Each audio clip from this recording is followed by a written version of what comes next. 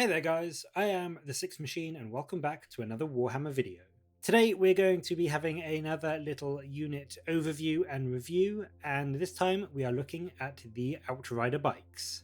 As before, we'll be taking a look at the stat line before going off their offensive output, defensive capabilities, and then finally having a chat about any particular stratagems or chapters that can make the most use of them. So first of all, let's bring up that juicy stat line. As you can see, they come in at 50 points per model, with a very nice movement of 14 inches, weapon and ballistic skill of 3+, strength 4, toughness 5, an awesome 4 wounds, 2 attacks, leadership 7, and a 3-up save. The squad sergeant comes as always with an extra pip of leadership, taking him to 8 and an extra attack. As far as stat lines go, it is a very solid one. Great movement, toughness 5, 4 wounds, and a 3-up save. It's no easy feat to get through that. They've got an average amount of attacks, but as we'll see in a second, there is more to that than meets the eye. So purely looking at the profile, for 50 points, I do think you get some good value for what you pay. You get some great board control with their great 14-inch movement, so you can zip around the board and get to where you need to be. And with those 4 wounds, they can survive a lot of punishment that is thrown their way. The fact that they can only be 3 strong in a squad and you can't take them up to 6 is a bit of a detriment to them, but still, that gives you 12 toughness 5 wounds with a 3-up save for 150 points, which is not too bad. When it comes to abilities, they have the Turbo Boost ability, allowing them that extra confidence when they advance, not having to roll a d6, but instead getting an automatic 6. This is really key if you need them to go and nab that far away objective, or you just really need to get them out of line of sight for a turn. It won't always be the most beneficial thing to do, as not having assault weapons means that they can't fire after you've done this, but it's nice to know that when you do need to advance, if there's an objective that you need 15 inches to get to, knowing that you can get there, and equally if there's one that's sort of 18 or 19 inches away, not having to rely on that d6 roll, knowing that you can go just a flat 20 really helps to alleviate the annoyance of getting those 1s or 2s when you roll your advanced dice for other units. Of course, they also come with the Angels of Death rule, giving them "and they shall know no fear," ignoring modifiers for combat attrition tests, which, considering the Outrider squads are capped at 3 models per unit, it will almost never come into play. Bolted Discipline, which is actually pretty good on these guys, allowing them to always get off those 4 shots with their bolt rifles, even as, they're zipping around the board, moving their 14 inches. Combat Doctrines, which again is very nice on these, benefiting them well in the tactical and assault doctrines, with their bolt rifles going to AP2 in turns 2 and 3, and their Astartes chainswords going to AP2 in turns 3 or 4, depending on how quickly you switch between your doctrines. And finally, the Shock Assault rule, which allows you to add 1 to the attacks characteristics of models in the unit if it is charged, was charged, or heroically intervened. Now this segues quite nicely into not only one of their other special rules for the Outriders, but also in our discussion of their damage output. So let's go in and take a look at that. The Devastating Charge rule states that each time this unit fights, if it made a charge move this turn, then until that fight is resolved, you add 2 to the attacks characteristic of the model. Now, this isn't a replacement for Shock Assault, it is on top of it. So that gives you 2 attacks base, +1 for Shock Assault, +2 for Devastating Charge, and an additional +1 for your Chainsword, giving each Outrider an incredible 6 attacks on the charge and 7 for the Sergeant, for a grand total of 19 attacks from 3 models. And for a 150 point squad that can be pretty much guaranteed to get a turn 2, or maybe if you're lucky, even a turn 1 charge, depending on how deployment is, that really is a huge bonus and a huge number of attacks. With Astartes chainswords also now gaining that AP-1 base, it means that your squad charging in will, on average, do over 3 wounds to a Space Marine toughness 4 3-up save profile, or if you go against something like Guardsmen, you'll be cutting through 7 or 8 of them on the charge, almost guaranteeing that the rest of them will run away in the subsequent morale phase. So in terms of pure melee output, as long as you are getting the charge, because obviously the Devastating Charge rule states that you have to have charged, whereas Shock Assault is if you get charged as well. So you do want to be charging with these guys as much as you possibly can. in order to get the most out of their melee output. But when you do get that charge off, you can cut through some hordes or lightly armored infantry really well. On top of that, in terms of their damage output, they each have a twin bolt rifle strapped to the bikes, which gives each model a further strength 4 AP-1 shots at an incredible 30-inch range, which essentially gives the Outrider bikes a possible 44-inch threat radius with their guns and their movement, and as mentioned, goes up to AP-2 in the tactical doctrine. So with that in mind, it means that turn 1, without any of the AP buffs to your ranged or melee weapons, because you're in Devastator Doctrine still, you can still be putting about 2 wounds onto a squad of Marines in the shooting phase, and then following up with a charge and killing maybe an extra 1 or 2 as you charge in, and that's against Marines who, you know, have their toughness 4 3-up save. Against things like Orc Boys or Tyranid Gaunts or Guardsmen, they will just absolutely melt under the weight of fire and the chainsword attacks that you can pump into them. It's also just worth noting quickly that they do all carry heavy bolt pistols, which have an 18-inch strength 4 -1 AP 1 damage shot as well. So whilst you'll pretty much never use these while you're moving around the board because your twin bolt rifles are just plain better, it does mean that when you're stuck in an ongoing combat, they do essentially give you an extra attack with the same profile as your chainswords. So don't forget about it, because between the 3 extra shots from your 3 Outriders, you could kill an extra Guardman or Orc Boy. I think, as I said, that whilst it can do some huge work against certain units, they don't have, you know, the special weapon options that Firstborn Bikers can take, like Plasma or Melter. This is definitely not a squad that you can move up and use as like a Melter suicide squad. When it comes to durability, obviously being a toughness 5 model with 4 wounds and a 3-up save, they have a pretty survivable profile. The light armed strength 4 fire will really struggle to get past that toughness 5, and even a full 10-man intercessor squad rapid firing their bolt rifles will only average just over 2 wounds. So it will take 2 full rounds of shooting just to take out even one of these Outriders in that particular situation. And even things like las cannons and other heavy weapons which do a flat 3 or d6 damage are both in a tricky spot with the 4 wounds, means that it will likely require 2 unsaved wounds to get through for a model being removed. Obviously with the flat 3 damage, you know, 1 unsaved wound can't kill an Outrider, so they will need 2. But even on a d6 damage, the average roll is 3.5 wounds. So assuming completely average dice rolling, a single las cannon unsaved wound shouldn't kill your Outrider biker, whilst against a Firstborn biker or a Terminator, which just have 3 wounds, the averages dictate that it should.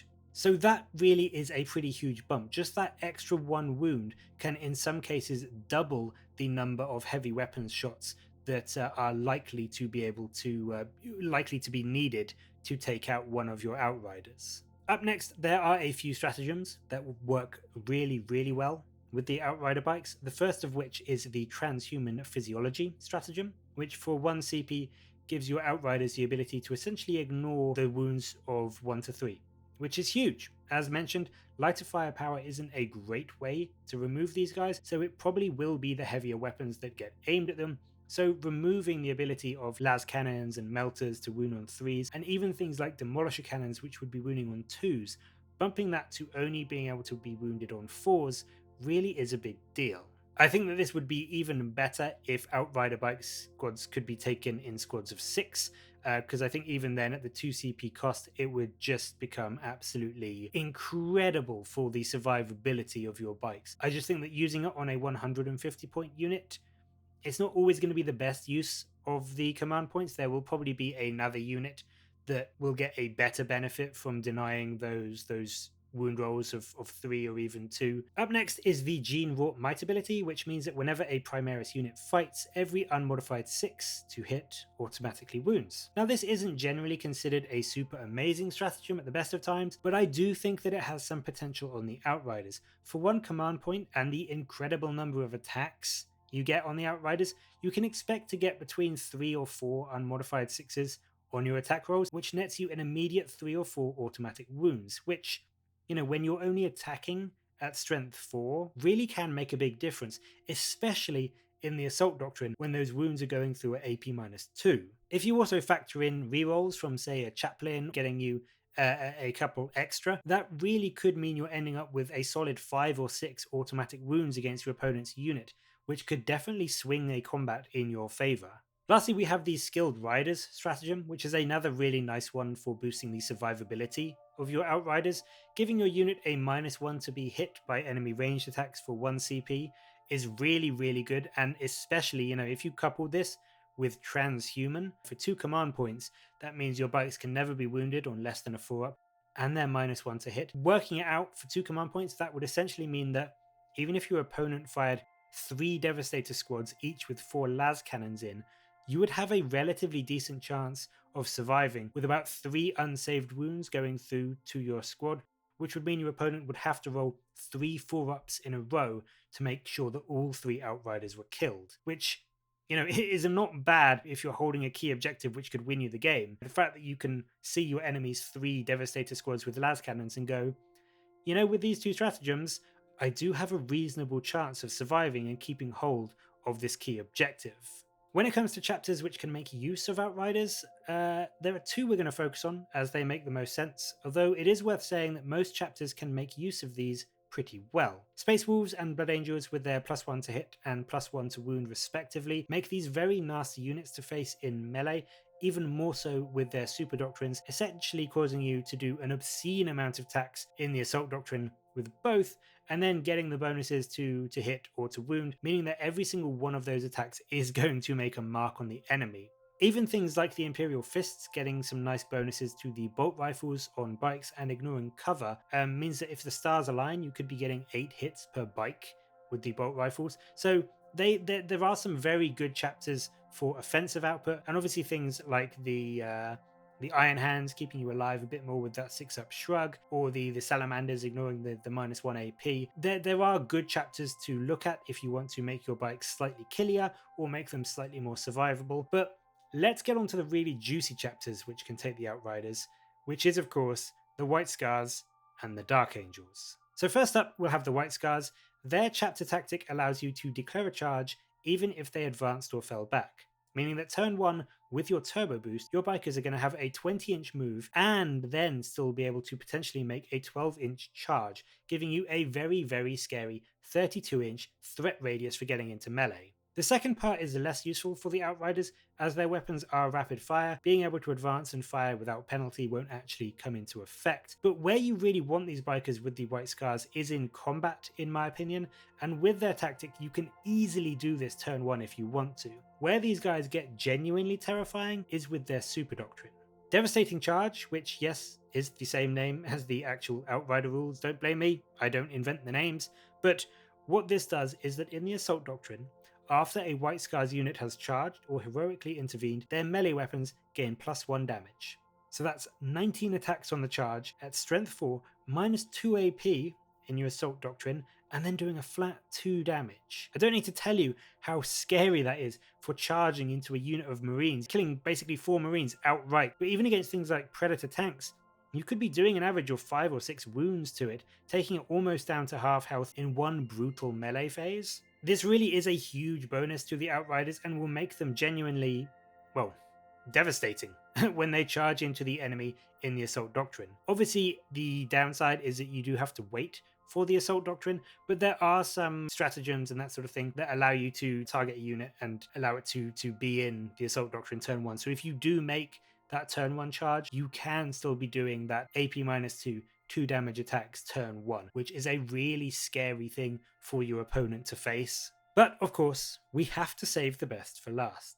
And in my opinion, that sits squarely with, yep, you guessed it, the Dark Angels. Now, not just because they're my favourite chapter, but for a few reasons. The first of which you've already seen on their list of abilities, the Ravenwing keyword. As of the recent Dark Angel supplement, this now grants them the Jink ability as well, which for those of you who don't know, means that they get a 5-up invulnerable save. Just flat, they get a 5-up invulnerable save, which gets boosted to a 4-up if they advance.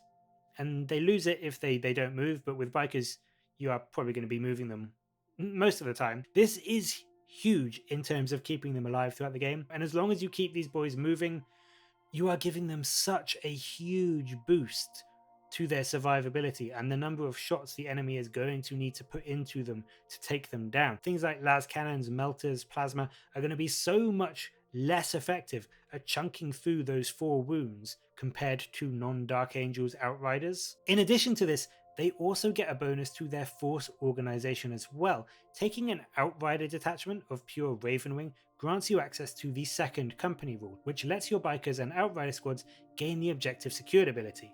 So again, with that incredible movement speed, you really can move up and just bully bully enemies off objectives, pardon me, but even if a few are left alive, with your OBSEC, you could easily just steal it from straight under their noses, something that even White Scars bikers can't do.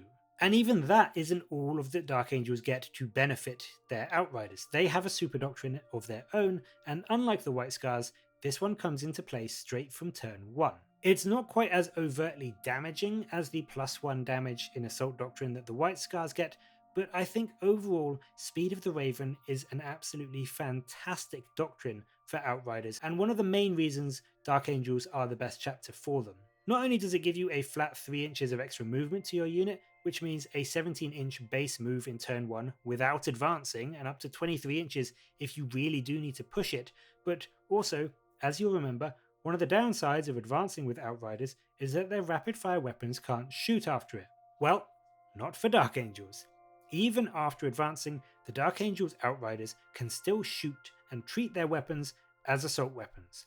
So yes, they take that -1 to hit, but still, you can push your bikes out further than any other chapter turn 1, and then, by doing so, you not only gain that incredible 4-up invulnerable save against shooting for doing so, but even after that, you can still shoot your bolt rifles at the enemy. It's genuinely so powerful to be able to move your Outrider units so far and so fast around the battlefield, giving them essentially double the wounds thanks to their 4-up invulnerable save, having objectives secured on them so that you can steal objectives from your opponent, and then still being able to have that slightly less effective but still have a shooting phase with them. It's fair to mention that both chapters in their supplements do have their own bespoke, unique stratagems that help in one way or the other, but I'm not going to go into depth on those too much because this is a look at the Outriders themselves rather than specifically the Dark Angels and the White Scars one. But I just think that looking at it from the basic chapter rules, the maneuverability and the survivability of the Dark Angels Outriders just makes them so much better than any other chapter variants. For 150 points, you get yourself a reasonably survivable and arguably very survivable for the Dark Angels, very mobile, arguably very, very mobile for the Dark Angels, unit of 3 Outriders, which can put out a heck of a lot of, maybe not the most potent, but still a fantastic quantity of both ranged and melee damage output. And if you're using them to be a harassment unit to charge up and, shoot or chainsword some lighter enemy chaff off of objectives, or to tie up enemy heavy weapon squads and that sort of thing, I genuinely do think that Outriders are a very valid addition to your army. If you're looking for, as I said earlier, a squad that can just move up and pop a load of Melter into an enemy tank, things like Firstborn Bikers with Melter or Attack Bikes or even Invader ATVs with their multi-melters are better from that perspective. If you're looking for the unit to actually go out and hunt things down and destroy some stronger units, then you'll probably want to go for those. But if your target is lightly armored, perhaps more numerous with things like hordes, Outrider bikes are definitely going to be a very good addition to your army, and they're going to do a heck of a lot of work chewing through units far, far bigger than you'd expect. I think that Outriders are a very cool unit overall. They look awesome in my opinion, and if you use them correctly,